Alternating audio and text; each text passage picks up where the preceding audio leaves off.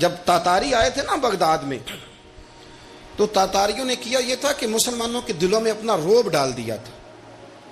جو قومیں روب زدہ ہو جاتی ہیں نا، روب زدہ، اب یقین کریں ہمارے ملک میں تو ایک ایسا وزیر اعظم گزرا ہے جو امریکہ کے صدر کے سامنے بیٹھا تھا تو پرچیاں لے کے بیٹھتا تھا اور 3 گلاس پانی کے پیتا تھا کہ کھا نہ جائے کہیں امریکہ کا صدر مجھے، کھا نہ جائے، اور پسینہ پونچھتا تھا۔ یہ قومیں آگے جائیں گی؟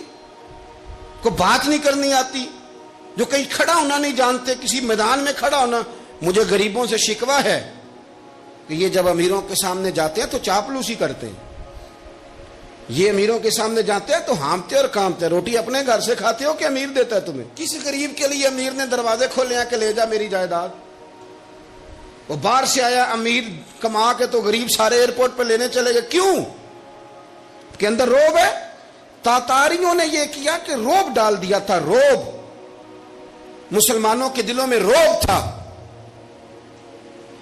ایک تاتاری عورت پتہ کیا کرتی تھی؟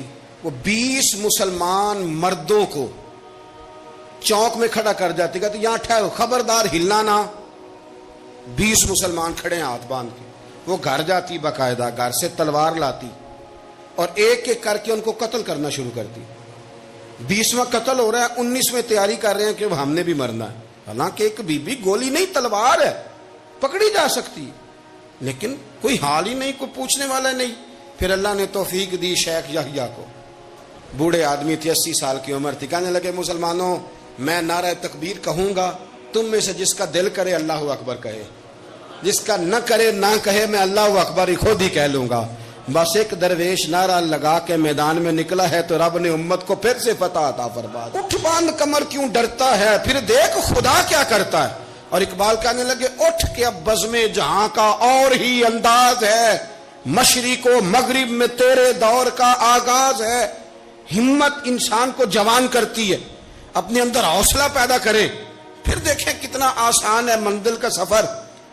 میرے رسول کریم صلی اللہ حضور نے نا لوگوں کے دلوں کے اندر، نبی کریم نے لوگوں کے دلوں کے اندر حضور نے قوت ڈالی تھی۔ حضور خود فرماتے ہیں طاقتور مومن اللہ کی نظر میں کمزور مومن سے زیادہ عزت رکھتا ہے۔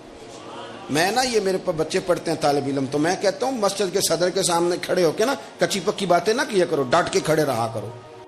تم رسول اللہ کے غلام ہو، تمہارے پیروں کے نیچے فرشتے پر بچھاتے ہیں، تم کچی پکی باتیں کرتے ہو، چھا کے رہنا سیکھو، ہاں تھوڑا ڈٹنا سیکھو، اپنا معیار بنانا سیکھو۔ وہ کبھی کبھی میں کہتا ہوں پیار سے، خدا جانے بلندی ہے کہ پستی، خدا جانے بلندی ہے کہ پستی، پر جہاں میں ہوں وہاں کوئی نہیں ہے، جہاں میں ہوں وہاں اسی لیے درویش نے کہا تھا میں اپنی حیاتی تو قربان تھی ماں، محمد محمد پکیندے گزر گئے۔